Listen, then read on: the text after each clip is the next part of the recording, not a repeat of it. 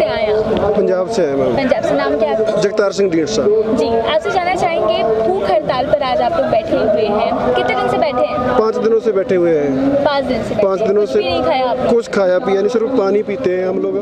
हम भूख हड़ताल क्यों कर रहे हैं ये बता दूं मैं आपको। इन्होंने ना किसानों को आतंकवादी बोला था, भी किसान नहीं ये आतंकवादी हैं। जी। लेकिन हमने वो भी साबित कर दी भी हम तो भाई भूखे बैठे हुए हैं। जो किसान थे ना, लोगों का पेट भरते थे, आज वो भूखे बैठे हुए हैं। आप देख सकते हो हमारे टेंट में सिर्फ रजाइयाँ मिलेगी, खाने पीने का कुछ नहीं मिलेगा। जी। तो आप भी हड़ताल पे हैं, भूख हड़ताल पे हैं? जी, मेरा नाम महंत जसबीर दास जी। हमारी संस्था शीर फिरूमान संस्था, उसका मैं ऑल इंडिया का अध्यक्ष हूँ जी। ये हमारे पंजाब के अध्यक्ष थे जगतार सिंह ढींडसा जी। सबसे पहले आपके चैनल जो देख रहे हैं श्रोते, मेरी तरफ से और हमारी संस्था की तरफ से वाहिगुरु जी का खालसा वाहिगुरु जी का फतेह। जय श्री राम जी। मैं आपको ये बताना चाहूँगा जी, जो ये सरकार कह रही है अभी ये कृषि कानून जो लाया गया है ये किसानों के पक्ष में है। मैं ये पूछना चाहूँगा भी अगर हम ये कह रहे हैं किसान होकर भी हमें ये नहीं चाहिए तो ये हमारे ऊपर थोप क्यों रहे हैं? पहले कह रहे थे ये पक्ष में है, अब उसके अंदर 29 खामियां खुद बता रहे हैं भी 29 खामियां हम उनकी शोध कर देते हैं। जो 29 खामियां ये खुद मान रहे हैं भी उसकी शोध कर देते हैं, तो इट मीन हमें लगता है भी उसके अंदर ज़्यादा नहीं तो 50-60 खामियां और होंगी। इससे अच्छा इस कानून को शोध करने से अच्छा इसे वापस ही लो। जब हमारे ऊपर ये लगाया गया किसानों के ऊपर भी आपका जो खेती बढ़ाने का कानून है जी, आपको उपज ज़्यादा मिलेगी, आपको कमाई ज़्यादा होगी, जब हम ही नहीं ये चाहते भी हमारे साथ को ये कानून दिया जाए तो फिर ये थोप क्यों रही है सरकार? ये सिर्फ गंदी राजनीति खेल रही है। उसके अंदर इनकी राजनीति ये है, जब ये 2014 और 2019 के इलेक्शन हुए थे तब मोदी जी ने अडानी और अंबानी से इतना चंदा लिया था, चंदा लेके इलेक्शन जीती थी। उसके आज जो उनका किसानों के दबाव में इतना नीचे दब गए हैं कि उनके चरणों तक में बैठ गए हैं ये। हमें तो ये लगता है भी ये कहते हैं जी मैं तो एक झोला लेके आया था, जब मर्जी मेरे को चाहो भेज दो, मैं तो चला जाऊंगा। पर हमें लग रहा है भी ये झोला लेके आए हैं, अब इनके जाने की तैयारी हो गई है, अब ये वापस जाएंगे। पर ये जाएंगे कहाँ? अडानी या अंबानी के घर में, वहाँ जाके अपनी ज़िंदगी बताएंगे, क्योंकि इन्होंने अपनी वहाँ से इतना पैसा ले लिया है। अब उनके दबाव में इतना कुछ कर रहे हैं भी सारा कुछ इंडिया की सभी जनता को उनके नीचे दबा रहे हैं।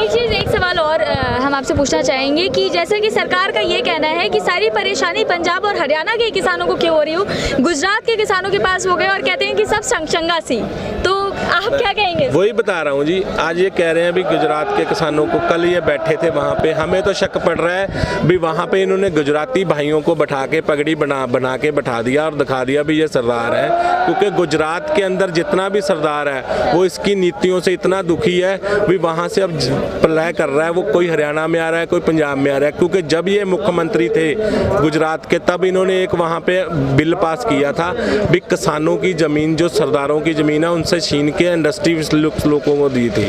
और वो उसी टाइम से आज दुखी होके वहाँ के किसान, हम जो बैठे हैं हम पंजाब से नहीं है, हम हरियाणा से नहीं, हमारे साथ 8 प्रदेशों के यहाँ लोग बैठे हैं, गुजरात से भी लोग बैठे हैं, मैं है पंजाब से, मेरे साथ पंजाब से बैठे हैं, मेरे साथ हम मध्य प्रदेश से लोग बैठे हैं, वेस्ट बंगाल से लोग बैठे हैं, गुजरात से लोग बैठे हैं, महाराष्ट्र से लोग बैठे हैं। ये अकेले पंजाब हरियाणा की लड़ाई नहीं है, ये पूरे हिंदुस्तान की लड़ाई है। सबसे ज़्यादा अगर खुदकुशियाँ सर कोई किसान कर रहा है तो वो महाराष्ट्र का कर रहा है, उसके बाद तमिलनाडु का किसान खुदकुशियाँ कर रहा है, फिर पंजाब का किसान खुदकुशियाँ कर रहा है। जब ये खुदकुशियाँ करके आगे 85% किसानी थी जिस पे पूरा इंडिया निर्भर था, आज 40% रह गई है, 40% जो बच गई है इस बिल ने वो 40% भी ख़त्म कर देनी है। जब किसान ही नहीं होगा तो उपज कहाँ से आएगी? जब उपज ही नहीं आएगी तो हमारे देशवासी खाएंगे कहाँ से? जब खाने को नहीं होगा तो देश भूखा मरेगा, तो खुदकुशियाँ ही करेंगे। हम तो आज ही वो चीज़ दिखा दी है जी, हमने तो आज से इसको त्याग दिया खाने को। 5 दिन हो गए नींबू पानी पे और पानी पे बैठे हुए हैं, अगले 5 दिन तक हम पानी पिएंगे, नहीं तो हम बिल्कुल वो भी त्याग के निश्चित हम व्रत पे हो जाएंगे। यहाँ से या तो ये काले कानून वापस करा के जाएंगे, नहीं तो हमारी डेड बॉडियाँ जाएंगी। हम ये मांग करते हैं भी खट्टर सरकार ने हमारे जो पंजाब से किसान आए थे हमारे साथ, हरियाणा से आए थे, जब इन्होंने उनको रोका, उनके ऊपर बैरिकेड लगा के इन्होंने वाटर कैनन से प्रहार किया, आंसू गैस के गोले दागे गए, उनको इन्होंने बोला भी इन्होंने यहाँ पे रूल और रेगुलेशन तोड़ा है जी, इन्होंने उनके ऊपर पर्चे तक किए गए, उनको जेलों में डाला गया। और जो ये 30 किसान आज सुसाइड कर चुके हैं, यहाँ पे डेथ हो चुकी है, उनके जिम्मेदार कौन है? केवल और केवल अमित शाह और मोदी। हम चाहते हैं ये 302 का पर्चा अमित शाह और मोदी पे हो। हम सुप्रीम कोर्ट के चीफ जस्टिस को अपील करते हैं भी हाँ, संविधान अभी इंडिया में जिंदा है, हमें तो उसी पे आस है, आप इसको 302 के अधीन लाके मोदी और अमित शाह के ऊपर केस चलाइए और उसको इसका दोषी ठहरा के सजा दीजिए। जानना चाहेंगे क्या नाम है? मेरा अरविंद आर्य है, मैं जिला करनाल से, गांव बैरसड़ से हूँ। जी, कितने दिन से भूख हड़ताल कर रहे हैं? हमारा आज 5वां दिन है मैम यहाँ 5वां दिन है। जी। कुछ भी नहीं खा रहे हैं आप? बिल्कुल भी नहीं, बस नींबू पानी ले रहे हैं। मांग क्या है आपकी सरकार? हमारी मांग यही है सरकार से, जो 3 काले कानून है, किसान विरोधी कानून है, जो किसान को मारने की साजिश सरकार द्वारा रची जा रही है, इसको रद्द करवाने के लिए यहाँ पे आए हैं। यहाँ पर आए हैं, लेकिन एक बात बताइए, जिस तरीके से यहाँ पर शाहीन बाग में भी जैसे हमने देखा कि तमाम जो है वो विरोध के बावजूद सरकार ने उस पर कोई कार्रवाई नहीं की। अभी भी फिलहाल देख रहे हैं 21 दिनों से यहाँ पर किसान जुटे हुए हैं, लेकिन सरकार है वो अपना ही राग अलाप रही है। वो कह रही है कि भाई किसान इस बिल में, इस कानून में कोई खराबी नहीं है। तो आपको कोई उम्मीद है कि आप भूख हड़ताल कर रहे हैं, आपको लगता है कि आप आगे इसको कंटिन्यू कर पाएंगे? सरकार आपके लिए कुछ करने वाली है? बिल्कुल सरकार करेगी, क्यों नहीं करेगी। देखिए, पहले ये कहते थे कि ये केवल पंजाब का आंदोलन है, अभी ये हरियाणा वाले भी उठ के आ गए। बाद में हरियाणा के जो मुख्यमंत्री है खच्चर साहब, मैं उनको खच्चर ही बोलूँगा, वो कहने लग रहे भाई हरियाणा का व्यक्ति है नहीं, आप टिकरी बॉर्डर पे उनको भेज के देखो, वहाँ पे 70% हरियाणा के हैं, यहाँ पे 30% हरियाणा के हैं। अब ये आंदोलन हरियाणा पंजाब मात्र नहीं रहा, अब ये पूरे राष्ट्र और पूरे विश्व का आंदोलन बन चुका है। यहाँ पे अब हर स्टेट के व्यक्ति को आप यहाँ पे देखेंगे। अब जब हम हरियाणा से दिल्ली कूच कर रहे थे, तब हमारे प्रशासन के द्वारा रात को 2-2 बजे उठा करके हमें जेल में डाल दिया जाता है। हमारे यहाँ पर राष्ट्रद्रोह का पर्चा ये सरकार भाजपा है जो करती है, और कभी आंसू गैस के गोले छोड़े जाते हैं, कभी पानी की बौछारें कर दी जाती है, कभी जीटी रोड पे खड्डे 15-15 फुट के खड्डे खोदे दिए जाते हैं। जब ये रैलियाँ करते हैं तब इनको कोरोना याद नहीं आता। अब ये जब किसान अपनी मांगों को लेकर के यहाँ पे आ रहे हैं, तब उनके ऊपर बार बार उनको दबाने की कोशिश कर रही है। कभी उनको आतंकवादी कहा जाता है, कभी उनको पाकिस्तानी कहा जाता है, कभी उनको खालिस्तानी कहा जाता है। यानी कि सरकार है जो बार बार तानाशाही जो कर रही है, प्रशासन है जो बार बार किसानों की आवाज़ को दबाने की कोशिश कर रहा है।